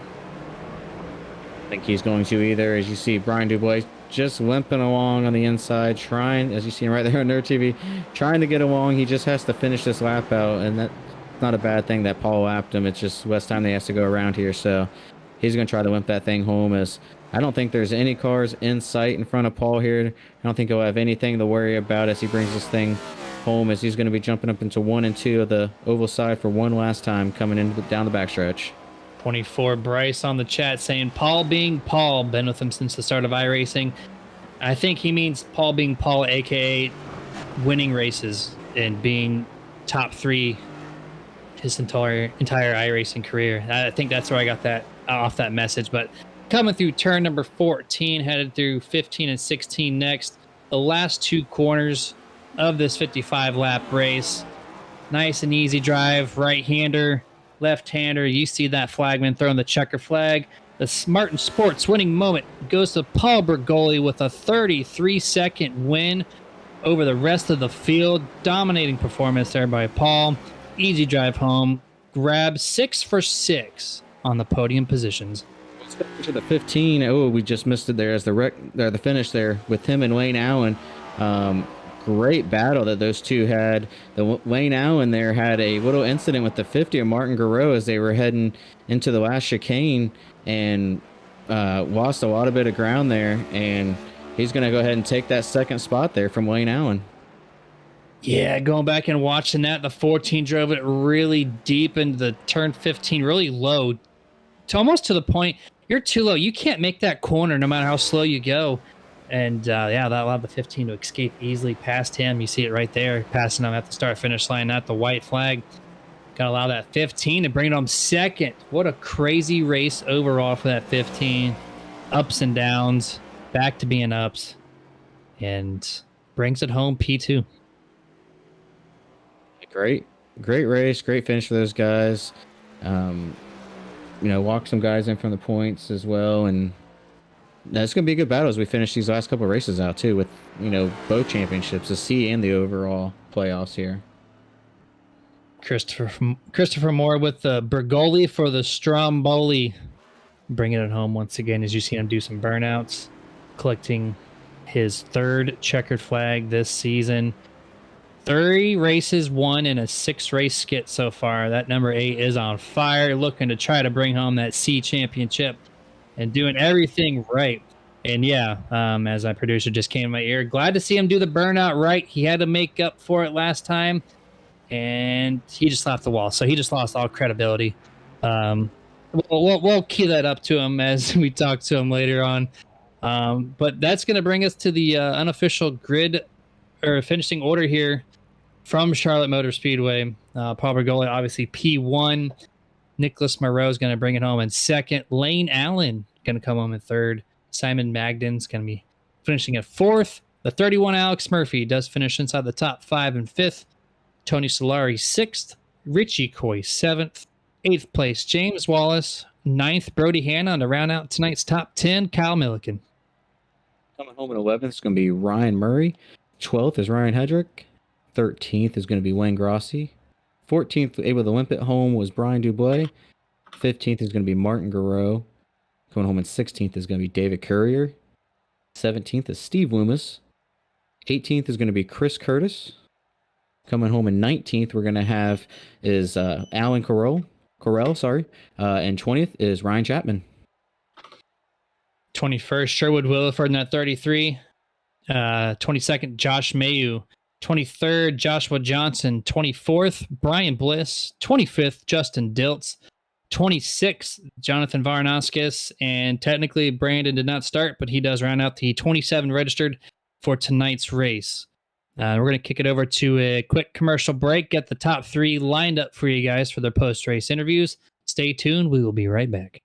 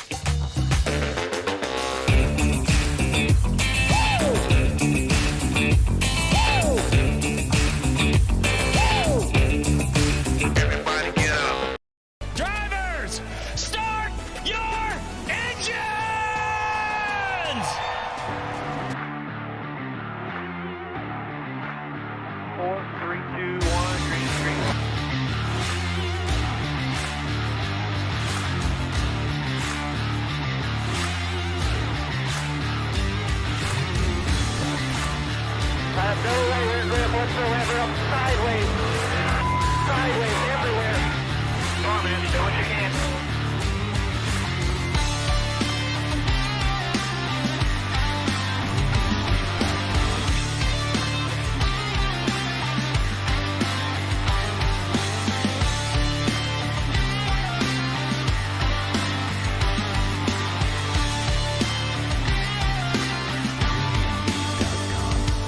The vibration in this car is the worst vibration that I've ever had, and the shifter's broken again.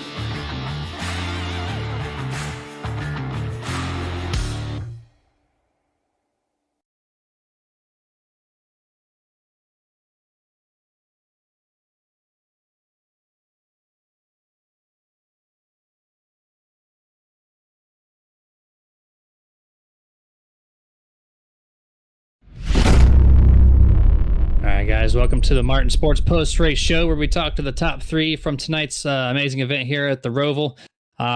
Third place, we got Mr. Lane Allen in that 14 Chevrolet Camaro. Lane, do you got a copy? Yeah, I got you. Hey man, good to chat with you again. Great performance overall. Had the fastest practice lap time. Came into this race looking pretty good as well. And Paul was just on a whole nother mission. But I want to kind of bring it back to just a few laps prior to the finish there with the 15 getting around you on the last lap.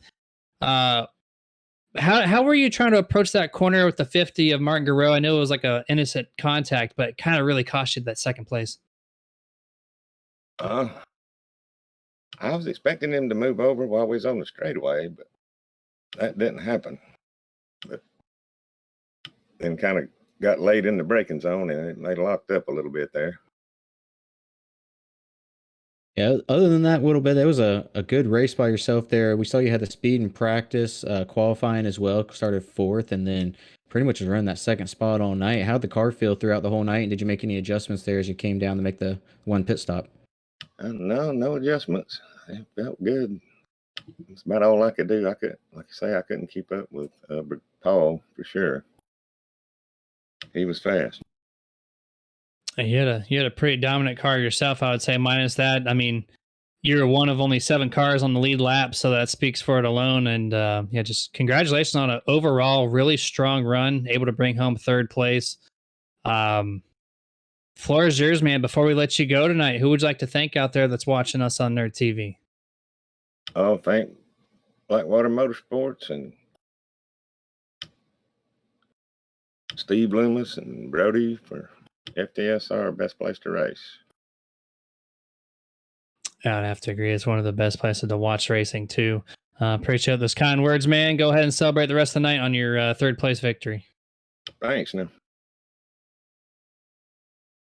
And that was that 14 machine of Lane Allen. And I think we have Nick Moreau just came out of his car, and it looks like he might be ready for his post-race interview for second place runner-up.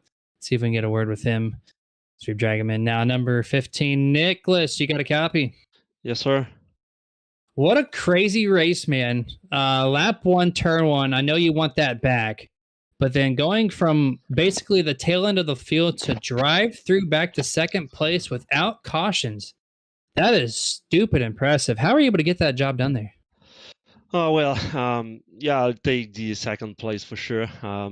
Happy for that place. But first of all, I would like to apologize for the start. I don't know what else to say except that I think I set the graphics setting too high. I've got the red bar for those who know what I'm talking about for the graphic one, and the FPS drops to 25 to 30 something. So I've got some graphic lag, but it is what it is. I'm very sorry about all the field because I wrecked many people. I wrecked myself. I've got a lot of damage, like 2 minutes of optional repair and 10 seconds required. But yeah, I knew that the car was fast. Well, I'm a bit disappointed here. Yeah, it was, and things happen like that, and I'm sure everyone will be okay with it. But it just shows you had a strong car, even with the damage that you had. Once you got the 10 seconds repaired, you were still able to come back and get that second place position, and we were able to talk to you. How'd the car feel though, even with that damage being on? I mean, it seemed like it was still fast. At one point, at the end of the race, you were running faster laps than Paul. Yeah, suspension was still great. So I think it's only for the aerodynamic, because under acceleration, I noticed that, maybe lag from there, but this is what I noticed only is the speed, but the handling was still great. Yeah, I would have to agree, man. What a crazy charge to the field for you to come back into P2. That's really impressive to see. Keeps you in that points hope. I know it's a tough battle between you and Paul here for the 2022 C Championship. Just a quick question too before we let you go. How are you going to tackle these last 4 races to see if you can get that points lead? Yeah, it's going to be a very hard battle between me and Paul for sure. I expect a very nice race at Vegas. with a very long run. I expect a very special race at Martinsville will be very special, but yeah, it's going to be very, very fun for the next few races for sure. Yeah, I can't wait to watch those. And floor is yours, man. Who would you like to thank before we let you go tonight? Yes, sir. I would say thanks to Transit, La Voie Équipement Agricole, Gauterie Memi, and EasyWay Pro and Lassie Sports. So yeah, there's guys support us on real life. So I still thanks for them. Appreciate those kind words, man. Go ahead and celebrate with the team on a strong second place finish after a crazy drive through the field. Thank you, guys. Yeah. Yes, sir. And that was second place, Nicholas Moreau. Strong. I don't know how he did it still, coming back from that lap one, turn one incident to come home second place. But now the time is to bring in Mr. Paul Bergoli, who has not missed a single podium finish so far through 6 races. Bergoli for the Stromboli. You got a copy? Yeah, I gotcha. Hey, man, congratulations. 31.3 seconds ahead of second place. Your car was on a whole nother planet. I just want to talk to you about, like, how did you set up your car for tonight's race? I didn't. I got to give that all to the Watson builders. I just drive it, man. If I tried to set it up, I'd be in the back. Yeah, it was a great run. You could see the speed that you just carried all race. I mean, it was just so smooth too, going through the bus stop, through the chicanes. I mean, at most points you weren't even hitting the turtles there. You were just running a nice and smooth race. I don't even think you got a scratch on it. How'd the car feel the whole night? It felt great. It always picks up after the first pit stop there. I always run my fastest laps second half of the race. Half the battle is keeping the car clean. So after that wreck in turn 1 on lap 1, I was just focused on not wrecking myself, which is almost harder. But we got it there. You know, I couldn't let you go here too without mentioning that you got 24 Bryce in the chat saying you forgot to shout him out for being last week's spotter at Talladega. Shame on you, man. Also, yeah, I owe him one. Also, that burnout was so good until the very last part. Yeah, you slipped up and you hit the wall again. I had to give it something. I couldn't leave without giving it anything. So that's fair. That's fair. I had to leave my mark somewhere. There you go, and you left it on the front stretch wall. So, but congratulations, man! That was an awesome drive. Super dominant performance. Just one more question before we let you go. We got 4 races left to end the year 2022. You got a little bit of a points lead over that 15. What's it going to take from your camp to keep that points lead? Keep doing the same thing we've been doing, just running clean and finishing strong, and we should be all right. But Nick's a good driver, man. I can't count him out either. So we'll see what happens. Yeah, he's gonna be guns a-blazing for sure. Floor is yours, man. Who would you like to thank that's watching NERDtv right now? Well, Bryce for working me through that race last week. I mean, Watson for bringing the setup again, and Lifted Made for keeping me lifted. And y'all for doing this, man. My friends and people really enjoy watching you guys in the interaction. So keep it up. Appreciate the kind words for sure. I almost expect to see you in the podium spot next week because you're going for 7 for 7 for the season. So, but congratulations once again, man. Go ahead and celebrate with that team, and we will see you next Monday. I appreciate it, guys. Have a good one. You too. And that was your top place finisher who led this entire race, Paul Bergoli, and then 8 Machine. Just unstoppable. Kenny, overall thoughts on tonight's race? Dominating performance there by Paul. Part of me wishes what if factor with the 15. We saw the speed that he had. If he could get up there, possibly what these guys could have done, especially if it would have been flipped. As Paul mentioned, he's better in the second half of this race. So that would have been something to see. But other than that, it was just a dominant performance there by Paul. And we kind of got our round of 8 figured out of who's going through. So we'll move on. See who the next 4 that move on the Phoenix is going to be. We got a couple good races coming up with Vegas, Homestead, and Martinsville here. So it'll be a couple good battles that we're going to see coming up in these next couple weeks. Yeah, if you want to keep track of who's in the round of 8, head over to FTSR.net and look over the 2022 playoff championship hopes to see if your favorite driver is going to be making it in the round of 8. as that point system will be updated later this evening. All right, we're going to do a quick couple shout outs before we head on out for tonight's. Thank you, FTSR.net, for letting us do this every Monday night. Premier Cup Series. If you want to be a part of this action, sign up, FTSR.net. Mach-1 Performance Cup Series sponsor. If you have a car that needs some work done to it, fabrication work especially, head over to facebook.com/Mach-1 Performance. Sim Racing Points. If you want your league to look professional, keeping all your stats together in a tidy system, head yourself over to simracingpoints.com.